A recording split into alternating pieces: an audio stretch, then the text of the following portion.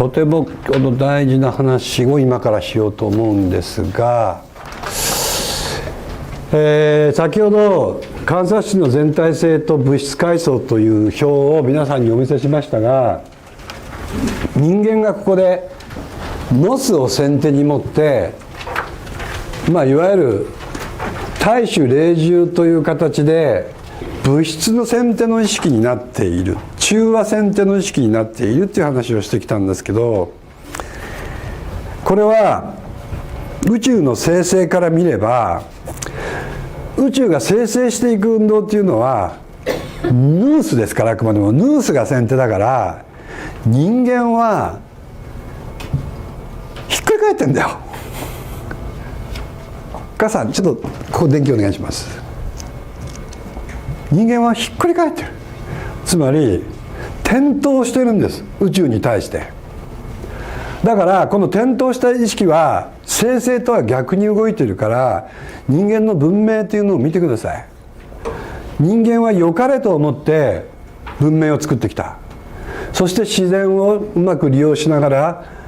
都市を作って、そして文化を発展させてきたけれども、今や70億になったこの地球上において、自然というのは悲鳴を上げてってるわけでしょ、自然破壊によって。でこれは人間の認識もしくは人間の意識がね、宇宙の生成の方向と連動してないからなんですよ。つまりヌースではなくてノスで動いているから、不調和を起こす。不調和どころかこのままノスで突き進めば自然は崩壊して滅ぶのが目に見えてるわけですね。でもうやばいからっていうところで、多分この最終構成というやつが入ってきてるんだろうと思う。つまりここで方向を反転させろと。人間は今までこのノスに下にも、人間がノスを先手に持ったのも理由があると思うんだよ。それは多分宇宙自身が成長していくために自分にある種の負荷をかけたんだと思うんだけど、でももう OK だと。ここからは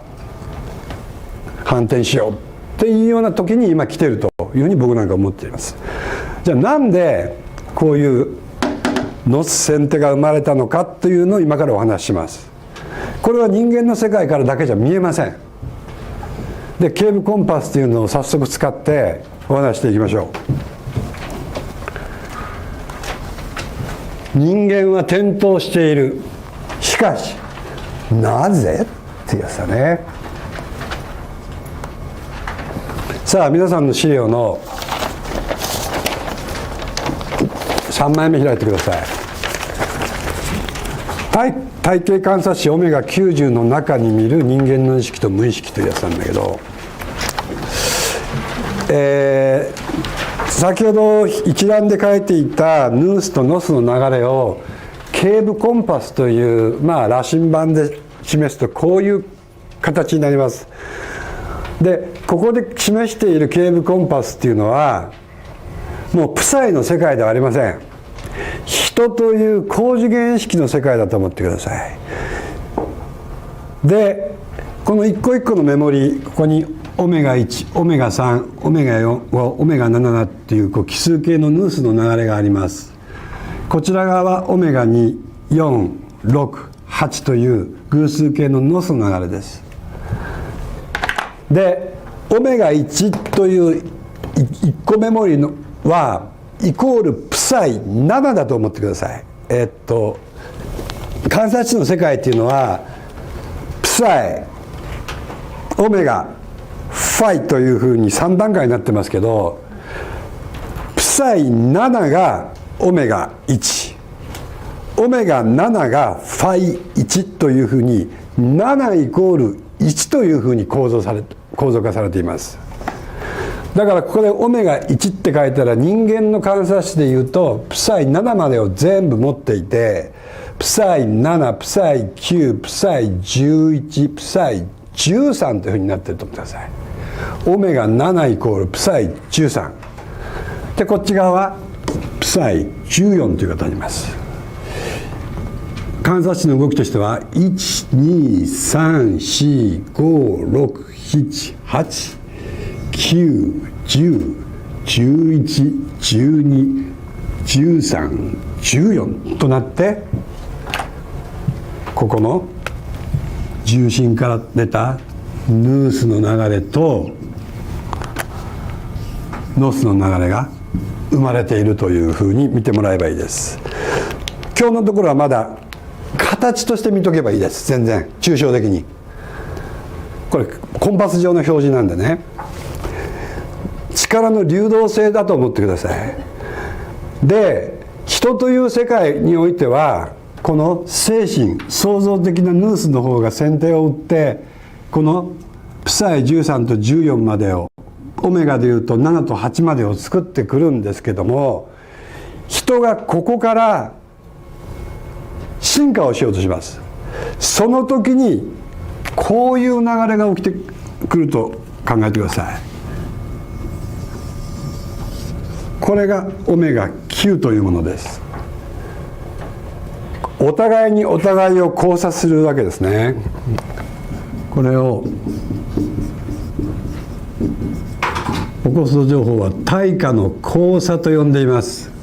お互いがお互いを交差するヌースとノスが、そしてこれもこういう交差を見せます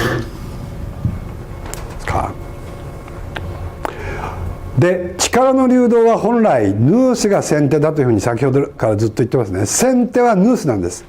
だからオメガ7と8という世界からオメガ9に入るとき、こちらが先手です。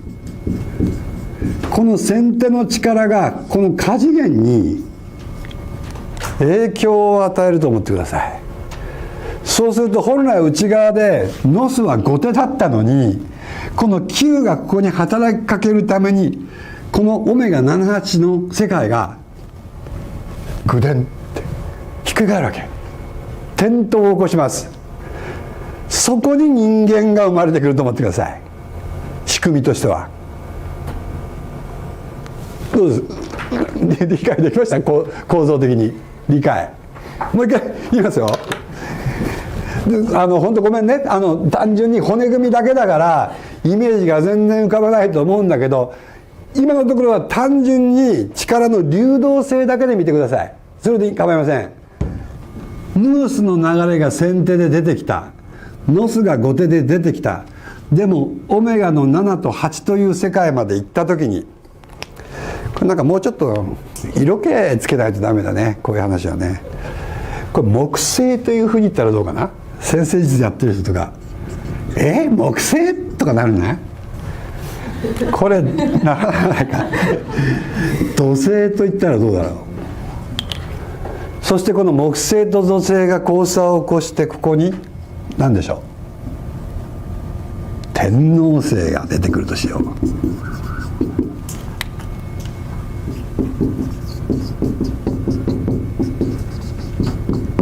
こういうのを書いてもいいです。シンボリズムっていうか惑星的な働きとしては、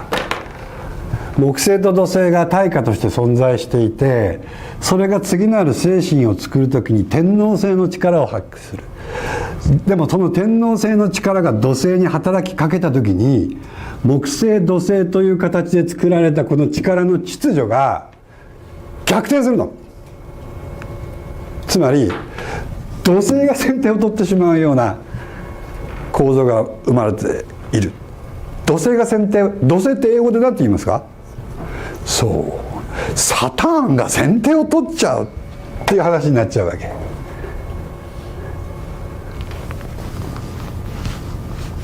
つまり宇宙の逆スピンがそこで生まれる。ギリシャ神話では土星は何と呼ばれますか？クロノスと呼ばれるので、これは時間の神なんだよ。こっちが先手になって宇宙の生成とは逆スピンをこの中で作っちゃう。そこに偶数形の2、4、6、8、10、12を先手とする人間の世界が生まれてくる。これ僕はギリシャ神話で言うと、ここに出てくるのがタイタン族だと思うよ。ですから言うと今の人間がタイタン族みたいな話になってくるね。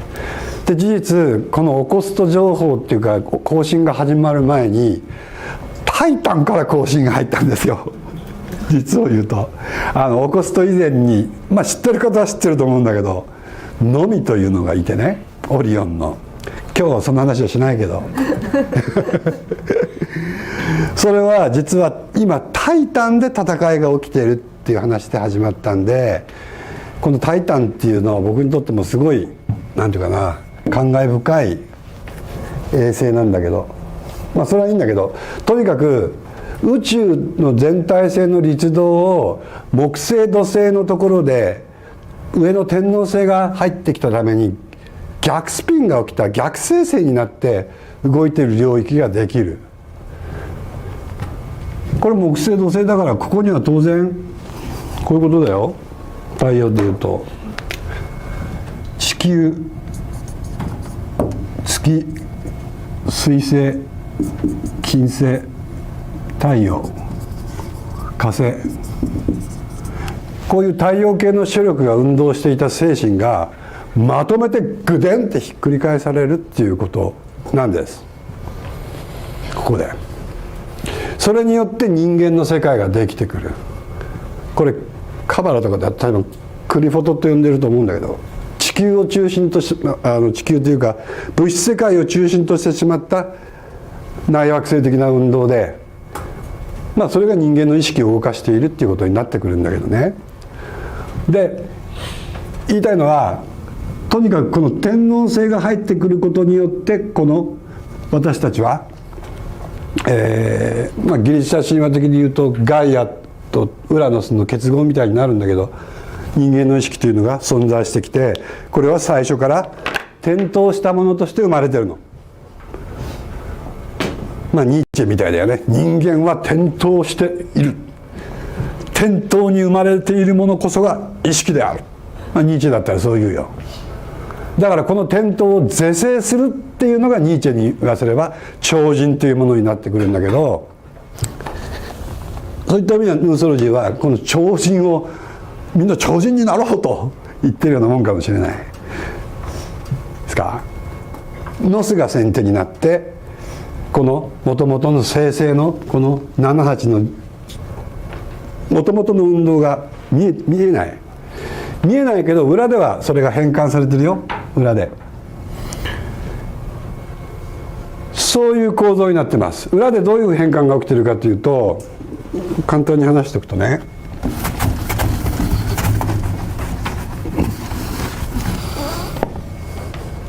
天王星によって真っ逆さまに転落していってるのは地球だと思ってください。僕はいつもツイッターとかで地球は落下している、地球は落下し続けているっていつも言って誰も反応来ないんだけどどこに落ちていってんのみたいな話なんだけど、このイメージ、地球がもうどんどん落下させていってる。天王星が地球を落下させている。でも落下はやばいぞって言って月が元の位置に戻そうとしてる。おいおいおい、そっちに落ちちゃダメだぞって月が元の位置に戻してくる。そして元の位置に戻してきたら、今度は太陽がこの変換性を作ってまたここにつないでる。そういう関係になってるの、この潜在化したこう引き戻しの世界においては。だから地球が落下でぐるぐる回ってる。それを月が反対の意識として変換している。反対の意識で変換してやっと正常な元の位置に戻れる。戻ったところで太陽が働いてここまでつないでいる。それが我々の潜在的な意識に動いている太陽までの機能です。潜在的なものの中で一生懸命変換させて、でも太陽はこっち側にちょこっと加担しているから、また地球を落下させるのに入り込んで、その回路でぐるぐる回ってるわけだよ、人間の意識が。だからちょうどここにあるといいよ。こう来て人間の意識です。これ人間の無意識です。起きて寝てっていうのもそうだよ。起きて寝てっていうのもこの回路で作られてるし、人間の一生もそうだよね。生きて死んで生きて死んで、もうこの回路で作られてる。そう思ってください。まあそれはもうホロニックな関係になっているので、だから地球、月、太陽という中の運動の中で、このぐるぐるぐるぐるぐるぐるぐるぐるこの逆スピンのシステムが動いているというふうに思えばいいです。これをもうやめようって言ってるわけ要するにマッチポンプなんだよね。マッチポンプ、自分で火をつけて自分で火を消すみたいな、そういう意識の無意識のシステムなんです。これは自分で火をつけて自分でマッチで消すってのはどういうことかというと、例えばさ、人間の歴史でもいいけど、何度ももう今の政治じゃダメだ、変えようぜって言って革命家みたいなのが現れて革命を起こして政府作るじゃないですか。そしたら必ずその政府もまた保守になっちゃうでしょ。もうその繰り返しなんだよ。どんなものが現れても結局権力を握れば保守になってしまうっていう、もうその繰り返しなので、そういうなんていうかね、人間の意識と無意識の、意識っていうのはこれ保守的になるもので、これ改革しようぜってなるような意識で動いてるんだけど、でも結局改革する意識はまた保守側に回ってきてっていうような形で、そうやって人間の文明っていうか人間っていうものを進化させてきたシステムではあるんだけど、もうニーチェじゃないけどさ、もうそういう善悪の批判に出ようっていうことなの。ここの価値の対立の中でぐるぐるぐるぐる回しててもしょうがないだろうって、もう限界だよ俺たちはっていう、限界でもないかみんな。僕も本当は限界じゃないんだけどもう余裕はあるんだけど、でももういいよっていう感じなんだよね。こういう文明の在り方っていうのはもっと根底から変えようということなの。そのためにこの無意識の回路をおさらばするっていうのがヌースの考え方ですね。じゃあどうやっておさらばするのかっていうと、そのおさらばするためにはこの上で操作している天王星海洋星システムが変わらないと無理なんだけど、それが上位で人の意識として人間の意識構造を動かしてるから。じゃあどうやって、時間は大丈夫かな、まだあるね、やるかというと、こういうことだよ。青が天王星の力だと思ってください。赤が海洋星の力です。海洋星が人間の無意識を裏で一番深いところで操ってるんだけど、そこで僕は2013人類が神を見る日でこう書いてましたよね。1979年から1999年の間の20年間に実は冥王星が海洋星の中に入ってきたの。そして99年に出たんだけど、で89年に一番、冥王星が海洋星の軌道の中に入ってきて太陽に近づく近日線を作ったのね。平成元年ですよ。1989年、昭和天皇崩御の年です。僕にはあれが海洋星から冥王星へのバトンタッチに見えたんだよね。海洋星が今まで持っていたある種の人間の無意識空間に潜んでいるある力をあと頼んだよって言って冥王星にバトンタッチした。冥王星はそのために手を突っ込んできた。そして掴んだよと言って出たのが99年だよ。そういうふうに話がなってんの。太陽系の動きだけ見ると。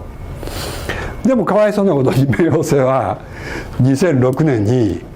惑星の座から引き落とされて準惑星になっちゃった。これ陰謀じゃないかっていうぐらいに思ったよ俺は。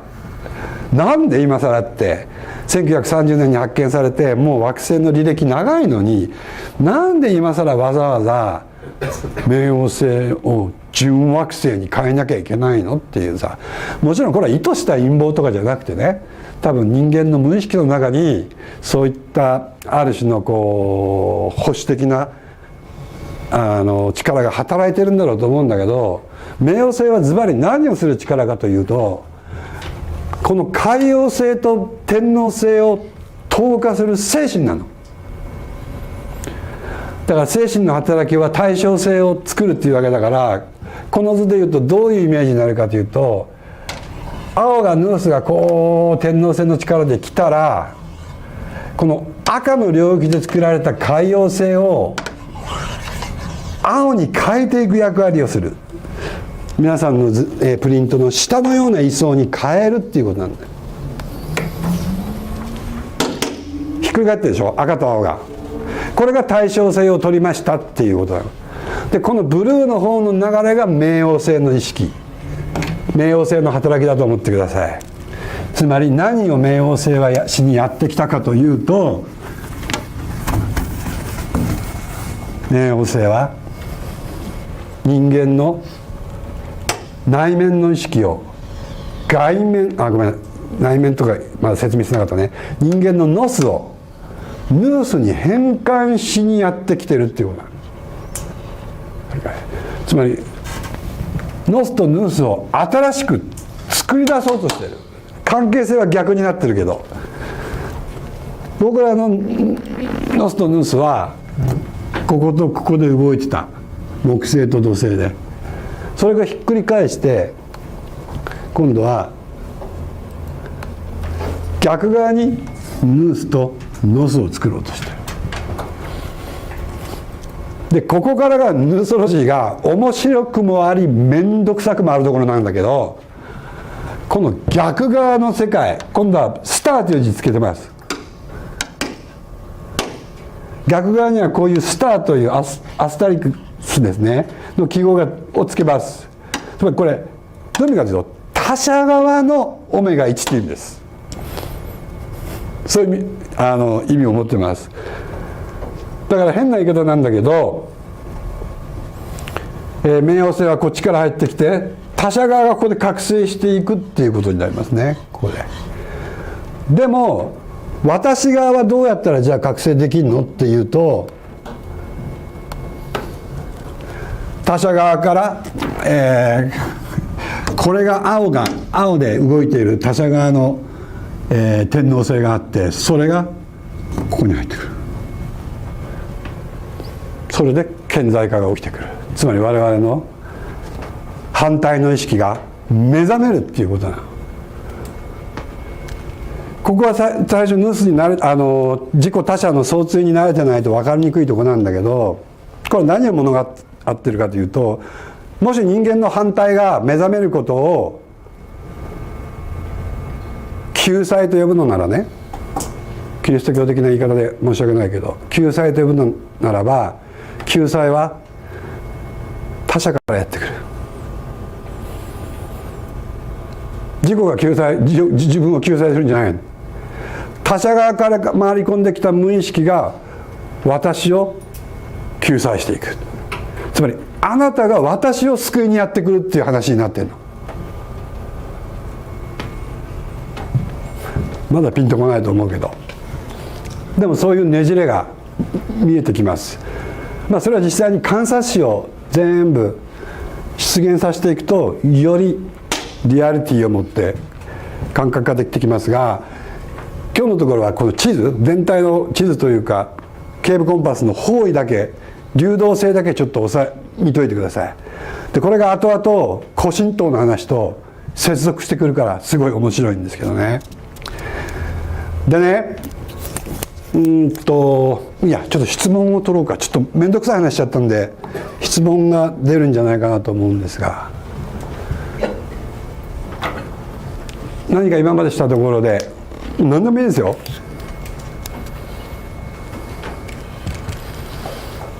全部オーライそれとも何を聞いていいかわからないぐらいわからないっていうのもあるかもしれないけどどうぞ。他者側からやってくる救済がやってくる、具体的にはどういう？具体的には観察視を作りましょう、はい。ちょっと1週間ほど前に自分と他者がなんか要するにこう対価の顕在化みたいなのを取ったことがあったんですよ、はい、その時に他者がすごく要は天使じゃないけど、それに近い状態に見えたことがあったんです。そうですね。でそこからちょっと行ってないんですけど。行ってない。要するに上がってないっていうんですか。あ、その状態で。その状態で終わっちゃった。でも他者は天使のまんま。一瞬見えたってことですか。一瞬っていうかね、結構楽しかったです。楽しい。こういうことですね。おそらく一番最後にまた話すかもしれないんだけど、まあマヤとかでもインダケチってありますよね。私はあなた、あなたは私っていうのがあるんだけど、相手が自分に見えてくると思います。確実にその観察視が出てくると、僕らが今まであなたと呼んでいたものが私の感覚になってくるっていう、非常に不思議な変な言い方だけど、交差が起こってくると永遠の汝っていうやつですね。だって私があなたなら私は永久に死なないよね。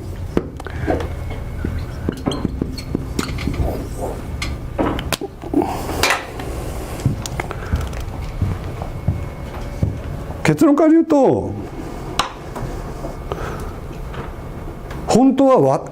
あなたが私なの。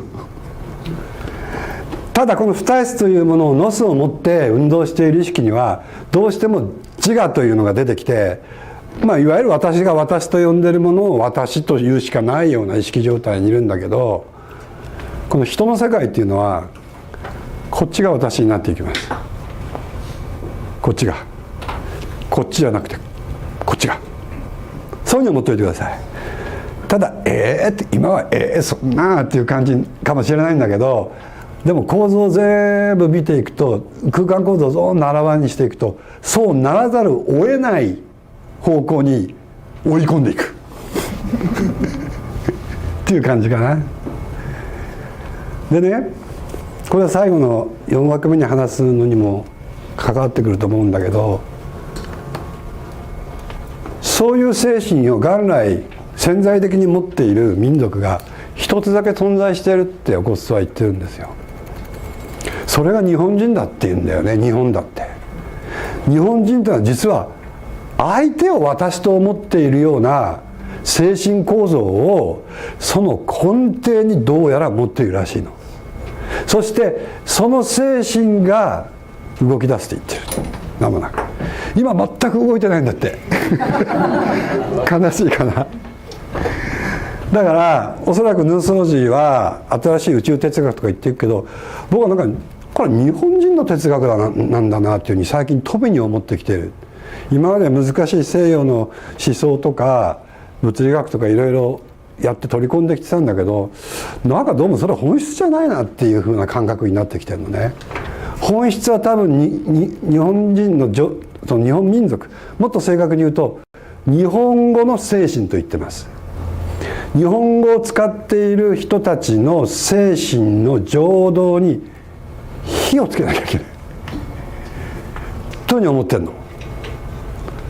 それは多分ヌーソロジーの役割だろうなというふうには思っています。全く普通の言うなんていうかな、角度とは違う入射口なんだけど、ヌーソロジーの場合は。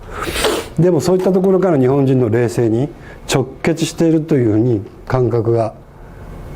日増しに強くなっています。でこのオメガ90の世界なんだけど、もう一回出そうね。これはね、何かというとオコスト情報では、これもちょっととんでもっぽく聞こえるかもしれないんだけど、